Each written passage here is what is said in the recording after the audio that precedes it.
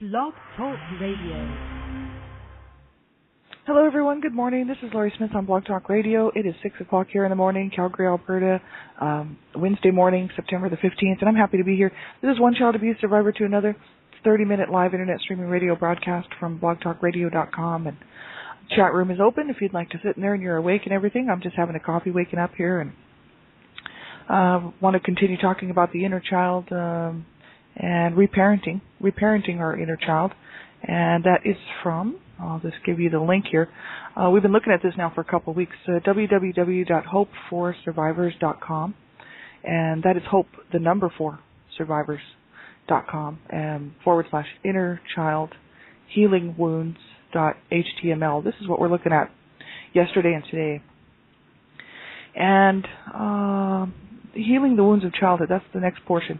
And so I'm finding this very helpful for myself. You know, I never did a whole lot of looking into the information regarding the inner child, and, you know, I felt that I had an inner child, and about 4 years ago she was still in a very sad place and still very much affected by the abuse that she suffered and as a young child, right? And this little inner child was living within me, and I knew she was there. I could feel her, and I could actually kind of see her. And I could kind of, you know, I would just wonder, like, how I was going to get in touch with her, and, you know, what I was supposed to be doing, whether I should be getting in touch with her, trying to comfort her, and that seemed like the natural thing to do. So about, you know, 3.5, 4 years ago, I just decided to, you know, once I started on my healing journey, to start to try to self-nurture, and because I knew that I needed nurturing, and I knew that I had missed out on a lot of nurturing when I was a small child. And, you know, I knew I was going to have to do it myself. But I didn't know a whole lot about the inner child. So this is really interesting for me, and I hope you're getting something out of it. So I'm not a professional counselor or therapist. I have no certificates in those areas. I'm just a private person, private citizen doing my own blog talk shows, just to be another voice out here for people who are suffering, because I know there's so many people who are suffering with this, you know, survivors of child abuse, survivors of domestic violence and abuse, just anyone who's been traumatized and abused, you know. There are so many of us. It is so sad. And so I thought, you know, I just want to be one more voice out here for people, to just to have some voice to listen to, you know, on a regular basis, who at least understands, you know, what you've been through similarly. You know, we can't all completely understand each other because all of our abuse situations are all very much specific to our own lives, right? It's our own, you know, no one experiences exactly the same thing. But we know how hard it is as adult survivors, and what we have to do to try to overcome this stuff, and how hard it is, and how, you know, the setbacks that come along, and things that can happen that just trigger us, and then we're back down to square one. And, you know, I just wanted to be one more voice out here for people to say that we do need to hang on. We do need to do whatever we can to get help, you know, whether it's getting a therapist, counselor, group support, which I really like, and online group support. That's really awesome. I wouldn't mind group support within my city. I just don't have right now a whole lot of time to even attend a meeting. But, you know, if I, in the future, I very well may do that. So we'll see. But the thing is just to get some support, period. That is what we need. And we don't deserve to suffer in silence, right, and suffer alone. And I did that for many years, and I know so many survivors of child abuse do. They don't reach out and get help, and quite often, you know, feel that they're not worthy of love or a good life, right? And that's because we've been told that and made to feel that way by someone who abused us, right? Whether it was a parent or caregiver, or whoever it was that abused us, right? So we need to change that and change the way we feel about life and about ourselves, and learn to love ourselves and nurture ourselves.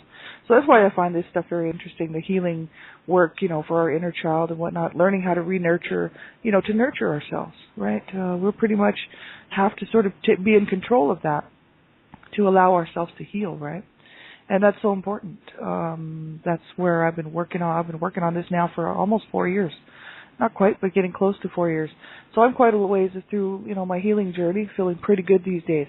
And that's where I just thought, you know, I just wanted to be one more voice. So that's why I'm doing these shows. I'm not a professional. Don't have any counseling certificates, therapist certificates. I'm just a private citizen. So, you know, you have to listen at your own discretion. And also the topics of abuse are very sensitive. A lot of people find it very uncomfortable to talk about abuse.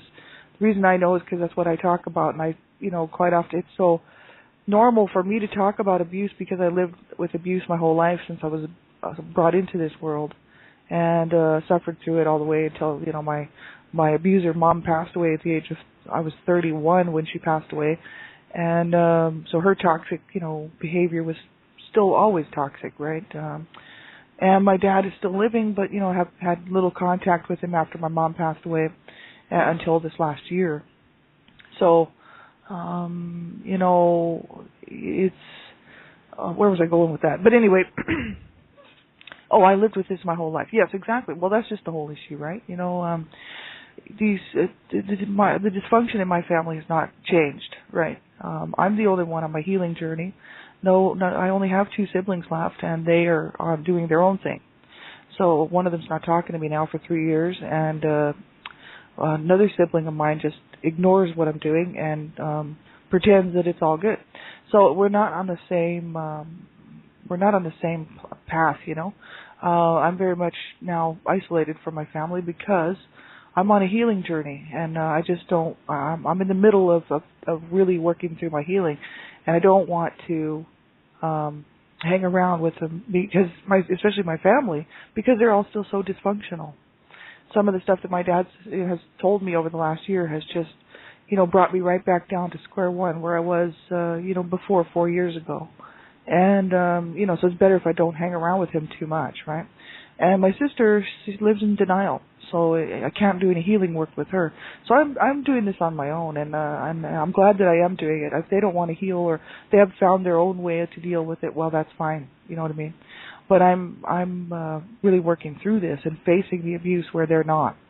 So that's the whole issue. And so you have to be very careful what you're listening to, because I'm so used to this that it just doesn't bother me to talk about it.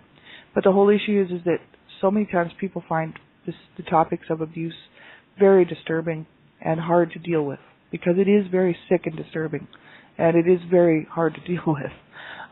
So if you feel uncomfortable listening to my shows, please turn them off. You don't have to listen to my shows. It is clearly your choice.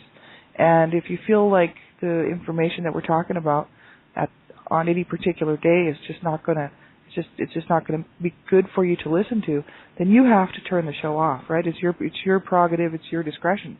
So make sure you listen very carefully, because as survivors, we have to be very careful what we're listening to, so that we don't get triggered and end up having a horrible day and maybe hurt ourselves or hurt someone else, right? This is the whole issue. We've got to be in a safe place when we're listening to this stuff, anything like this, So be very cautious and careful and know where you're at in your healing journey so that you know whether or not you can handle the material or not, right? Very important, because you want to move slowly at your own pace. I've read that on so many websites regarding counseling and therapy, and they said, you have to be in charge of your healing and your therapy. You should be 100% in charge of it, because we have to become our own best advocates and know what we need, know what we want the outcomes to be, and know where we would like to be in our healing journey so that we can work towards these goals, right?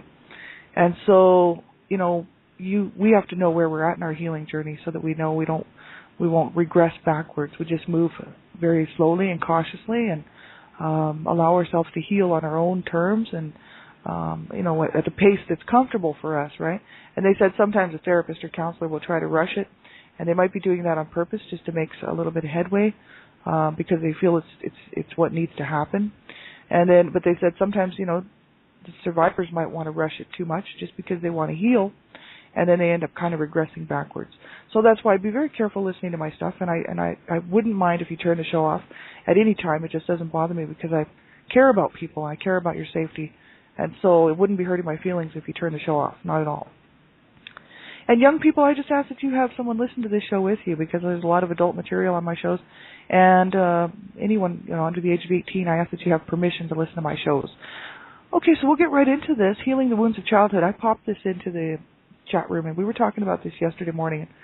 That's why I was describing just how serious this stuff is, and the fact that, if you haven't taken a good look at the abuse that you suffered as a child, you really have to be careful doing this kind of stuff, because this website is from Hope for Us. She wrote this stuff, and based on books that she had read from John Bradshaw, Healing the Shame That Binds You, and also Homecoming. And she's talks about, getting in touch with our inner child, and then in this healing the wounds of childhood, we're supposed to allow our inner child to let us know how they felt about the abuse. So if you haven't done a whole lot of work in looking back at the abuse that you suffered as a child, from whether it was a caregiver or whoever, it doesn't matter, whoever the abuser was. If you haven't done any real looking at it and really, getting in touch with that part of you, and you've kept it sort of repressed and back there, you want to be very careful when you're doing this stuff, because it can trigger big time.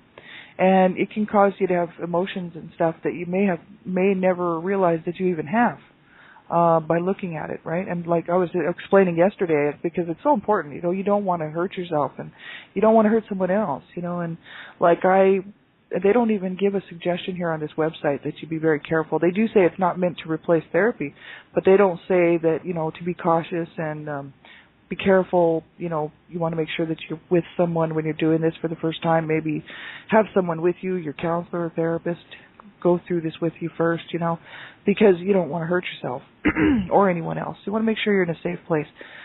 Because, I've done I wrote my blog, last October, so that's why I was explaining that I've already looked at all the abuse in my life except for this little bit that I've actually repressed. Whatever it is, it's still there. That there is a few things that I can't quite recall completely. I know that I have bits and fragments of these memories, but the whole thing is not there. So I repressed some of it. So that's the thing. Now, that's about the only thing I didn't record in my blog that was turned into my book, A Life of Death and Redemption, just because I couldn't remember certain aspects of it, so I left it pretty much out of the book. Someday I'd like to get in touch with that, find out, I'd like to be able to see the whole thing so I can heal from it and move on. But eventually, hopefully, I'll be able to do that. Maybe do some work with a counselor or therapist, right? So, but in the meantime, you have to be careful when you're doing this stuff, because I know it can cause a lot of feelings to come back surrounding the abuse, because we're asking our inner child to tell us how they felt about the abuse. And if you've never really thought about how you personally felt as a child when this was happening to you, it may cause you to actually trigger. It can cause you to go into, any number of emotions: rage, anger, sadness, depression, grief and sorrow, and who knows, right? So you want to be very, very careful when you're doing this. And I think they should, I would have liked to see a little warning there before we started. I know myself, because I've been looking at these healing websites for a long, long time, and they usually put a little thing in there saying, make sure you're not alone when you do this work, unless you're very secure and know where you're at in your healing journey, right? So be very careful. And when you're listening to this next portion that we're going to talk about, if it makes you uncomfortable right away, turn it off, right? It's not worth it, and you can always come back and listen another time when you're feeling stronger and feeling more like you can handle the material, okay? It's very serious, and it's not something to mess around with. I know, because I've been there, right? So I completely understand this stuff, right? It's very hard on a person, and especially when you're first just taking a look at things, or looking at the big picture or whatever, and you haven't really thought of it or thought about it, and all of a sudden all these emotions come. So be very careful, right? And we're gonna continue on. We were saying what Hope for us was saying here on this website was that we can ask our inner child what she or he needs in order to feel better, and while we're asking them to tell us how they felt about the abuse, right? And so she says, this is step number 6, and this is where we left off yesterday. Ask them if they would like a teddy bear or another stuffed animal, a snuggly blanket. We can, because our inner child might like to be comfortable with with a blanket, right?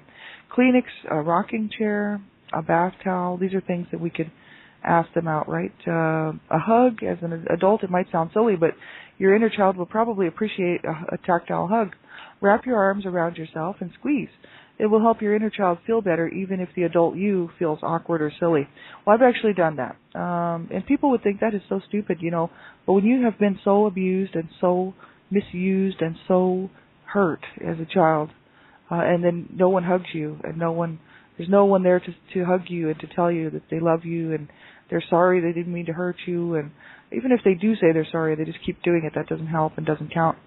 It's like, when somebody mistreats you and then doesn't care and thinks it's okay that they should have been allowed to do that and then walk off and leave you like that. These, children who experience that, it's very, very hard on them, and I know because I know this firsthand. So I needed hugs, you know what I mean? But I didn't want anybody touching me because of the abuse, right? So, and especially, my parents, right? I mean, but that's who I needed the hugs from in the first place. See? So it's like, obviously that was never going to happen. My inner child, being about 6 or 7 years old, was never going to get that love and that attention and those hugs and that care. And I thought, okay, I'm going to have to do this myself. So I did. I hugged myself, and I've actually held my own hand before, especially when I was feeling really down and just feeling like I needed to just let it out and cry. And I would hold my own hand, and that would be my inner child, the hand of my inner child, right? And so it's so important to nurture. We have to learn how to nurture ourselves, how to love ourselves. If we were treated extremely badly as children, we have to go back and reparent ourselves so that we can allow ourselves to heal those inner wounds, right, from so long ago that, we're pretty much the only ones that can do that, and with the help of a therapist or counselor if you need to, or self-help, but whatever way, we have to do it, right? So it says here, a mug of hot chocolate, that's something that, our inner child might like, or, some other type of beverage that our inner child might like, hot chocolate or, Pepsi or whatever it would be, some sort of soft drink or whatever. Number 7, let yourself feel the feelings that come. This is where we left off, right? And this is very much a serious thing. You want to be careful when you're doing this. It says, let your inner child weep, wail, and sob. Allow your inner child to verbalize any feelings of frustration, abandonment, grief, or rage, or justified rage they are unable to release. They were unable to release at the time of the original hurt. So I guess we're supposed to allow ourselves to feel these feelings. Let our inner child weep, wail, sob, verbalize any feelings of frustration, abandonment, grief, or justified rage that they were unable to release at the time of the original hurt. See, and that's when you're looking back at the original abuse, that's pretty painful. It really is, because that inner child, if you remember, if you can remember back, that far, and you remember how you were feeling, and how just what it did to you as a growing child. Who needed love and care and wasn't getting it and being abused, it's painful. It really is, and you have to be very careful. It says, let any words or sounds come out that help to release the pent-up emotions. Be aware that these sounds might feel strange to the adult you. The original hurt may have happened before you were able to speak with words. Allow your inner child to grunt, groan, moan, wail, cry, whimper, or use any other form of audible release necessary. Now, I haven't done any of that work, but I can hear her voice, and I know, I can hear my voice throughout my life, especially growing up, with the physical abuse, and I totally remember my inner voice, right? And at the time, can remember the noise I was making and things. It's disturbing. It's very disturbing. But the thing is if we don't allow ourselves to get in touch with that and release it, it just stays in there, right? But a lot of people say that this work is best done with a counselor, with a therapist. So be very, very careful, right? I'm okay to do this on my own. I know that I'm not going to self-injure or hurt myself or hurt somebody else because of it. And the reason I know that is because I've been on this journey now for 4 years, looking at it, wrote my story, wrote my book, looking right directly at the graphic abuse that I suffered, the whole picture, the whole thing. How I was feeling, what was happening, the actual physical abuse, the verbal, emotional, psychological abuse, the molestation, which some of it I'm still missing, but I still know that I was molested, and I do remember parts of it. So, this is the whole issue. It's kind of, I've been able to look at it and not hurt myself and not kill myself and not hurt somebody else. So I know for a fact that I'm that I'm fine, that I'm safe to do this. But if you've never done that, you don't know how you will react, right? So be very careful and have somebody with you, I think. Then it says, comfort your inner child using any of the ideas they previously told you would help them to feel better. So if your inner child says, I would like a blanket and I would like a cup of hot cocoa, well, then you could get a blanket and hot cocoa, and the two of you could, sit there together and comfort, like you could comfort your inner child, right? So do as many of these things necessary until you feel lighter or until your inner child tells you they feel better. Step number 9 here is ask your inner child to draw you a picture of themselves feeling safe, comforted, and loved. Now that's awesome. All right. Number 10, using your non-dominant hand, draw this picture. Because the non-dominant hand is the hand of the inner child. So if you're left-handed, you want to use your right hand for your inner child. If I'm right-handed, I want to use the left hand for my inner child, right? And it says, number 12, or number 11, ask your inner child if there's anything else he or she wants to tell you. Number 12, using your non-dominant hand, write down anything else your inner child wants the adult you to know right now. And number 13, thank your inner child and congratulate them for being strong and brave.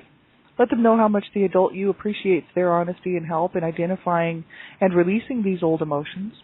Reassure them that they can talk to you anytime and you will listen, comfort them, and love them no matter what. In your mind's eye, imagine the adult you leading your inner child by the hand back to the favorite mental safe place. So we can, or their favorite mental safe place. So we can sort of have a safe place for our inner child to go, so that they're not sitting in that sad place anymore. They'll have a safe place to go, their own nice safe place inside, right? It says leave your inner child doing something fun or comforting in their safe place, like coloring or playing with toys or dolls or cars or whatever games. Promise that you will be back at any moment they need you. And if you feel it necessary or would make your inner child feel more safe or comforted, leave your protective archetype standing guard. And they have a whole section on the protective archetype. That's the person that you can create that your inner child would like to see protecting them. So whether it's like Superwoman or Superman, or if it's a parental figure that you would have liked to have instead of the one that you did have. My parents were my main abusers, so I could create my own new parents. I could create a mother and a father who were strong and who were loving and caring and nurturing and who were good to each other, good to their children. I could recreate my parents. They would never abuse us. They would never abuse each other. They would always be there for us. And if we had a problem of any kind, we could go to them and we would not be hurt, right? And that if they did make a mistake, they would apologize and they would tell us how much they loved us, and they would show us how much they loved us by doing the right thing all the time by us, And so this is what I haven't done yet. I've just been, the adult me has been comforting my inner child, but I haven't created new parents for myself, like for my inner child, right? And I think that I should do that. It'd be very nice, because I don't think I want like a Superman or Superwoman, but some people might, be more interesting for them. It just seems to be the way that they feel their inner child would like to go. So, that's the thing. You could do that as well. And there's a whole section on that. And so that's something that we'll look at. And I think, we'll finish this up this week for sure. But I just think this is just so interesting. And this is actually not the same thing as DID, right? These are inner children. This is the inner child. Dissociative disorder is completely different. Those are actual personalities within a person who has, they may have more than one. They might have one personality, or they might have 2, 3, 4. They could be adults. They could be children. And they actually, come in and out most of the time without the other person even knowing it. So, like a person who has DID, dissociative disorder, they might have 2 or 3 that, that person could be at the store and all of a sudden they'll go away and the other one will come out. So it's like a split personality, right? But this inner child stuff is not the same thing. This is an inner child that, they say that we all have an inner child. We might have more than one. But that's the inner child in us, if we were abused, that's wounded and needs love and care. But I think we all have an inner child even if we weren't abused, right? People who were not abused probably have an inner child too, and maybe they're having a good time inside, right? Because they loved their childhood, they loved their youth, A lot of people have had great childhoods. I've read lots of people's stories about their childhoods and stuff, and I like to read people's stories. I like to see what makes people tick. And there's lots of people who've had just awesome childhoods, and it's an awesome thing to read those stories to see what their lives were like, and how much fun they had when they were children and stuff. I still had fun when I was a kid too. I was being abused. The whole issue is I still knew how to play, and I still had fun. My abuse started before I was born, so I grew up in it. It seemed very, sadly enough, it was my life. It's not that I liked it or appreciated it. It's just that's the way it was. So I learned to laugh. I learned to have a good time and go home and take the abuse some more. Then I'd go back out and I'd have a good time. Then I'd go home and I'd be battered or whatever. You know what I mean? So this is just my life, right? And so, lots of times, people, for whatever reason, they handle it differently. They don't learn how to play. They don't learn how to have a good time. And that's sad because, then they can't see any joy in life. They can't see, that life can be good, and I can see that. Like, I can totally see that life can be great. And really it is ultimately up to us to make it happen. No one's going to make it happen for us. I used to think that it would be great if somebody could just make this all go away and somebody could just heal me and I could just move on without having to do any work at all. And this is just not going to happen as far as I can see. Maybe it does for some people, but it sure didn't for me. So I realized it was going to have to be up to me to nurture myself and to allow myself to feel good about this life, allow myself to heal and want to be here, want to love myself and care about who I am and care about myself and care and learn to love myself, right? Which I did and I have done. I have learned how to love that wounded inner child because she was so wounded. She was ugly. She was worthless. You know what I mean? And so I was worthless, right? The two of us are one. So I was feeling always, that I was always just that much under everybody else, that much behind, that much more different, that much more ugly, that much more psychologically damaged that I really, why would anybody want to hang out with me because I'm just so weird, and why would I want to have a boyfriend or, because they would just, I'm ugly and why would they want to have anything to do with me? See, these are the things that used to run around in my head. And I've been actually able to overcome that, and it's great. It's a great feeling to wake up in the morning and not feel, that way towards yourself, right? And to wake up in the morning and think, I do count. I do matter. I'm doing good. I'm a good person. I care about people.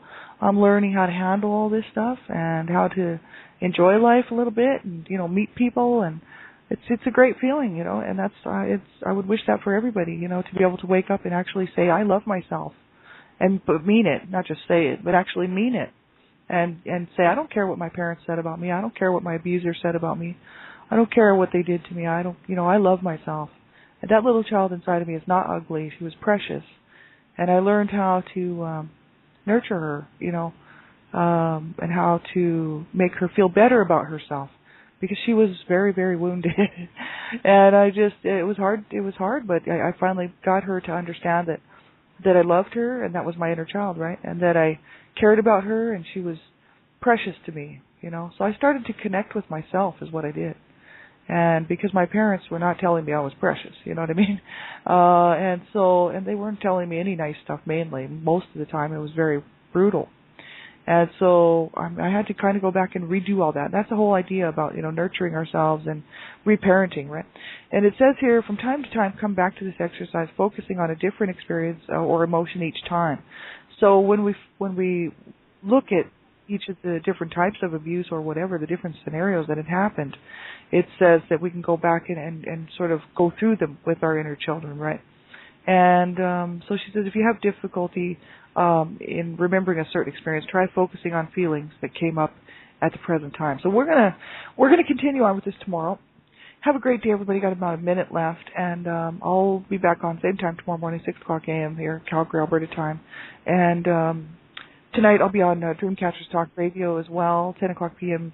www.blogtalkradio.com/Dreamcatchers. Then I'll be on my own show tonight as well after that, and then we'll see you back here tomorrow if you're interested in picking this back up. Have a great day, everybody. Make sure you reach out and get some help. Don't suffer in silence and suffer on your own. Just keep reaching out and keep looking for that help and that hope where you can find it, because I'm serious, it's out there. And learn to want to heal. Learn to allow yourself to heal, first of all. That's what I had to do, was say, do I have to suffer the rest of my life with this? Can I actually heal? And I had to give myself permission. Yes, I can. And I hope that you will too. And reach out and break the silence, break the chain. Talk to a friend, counselor, therapist, group support, whatever it takes. Whatever it takes, because you matter, you do count, I matter, I count. I did count, and I never deserved any of that, and neither did you. And so we have to learn how to heal and move forward, right? So make sure that you do reach out, and if you need help, call a crisis line. There's nothing wrong with that. Call a crisis line if you have to, right? So have a great day, everybody. We'll talk to you real soon, and I'll just keep you in my heart till next time. Bye-bye.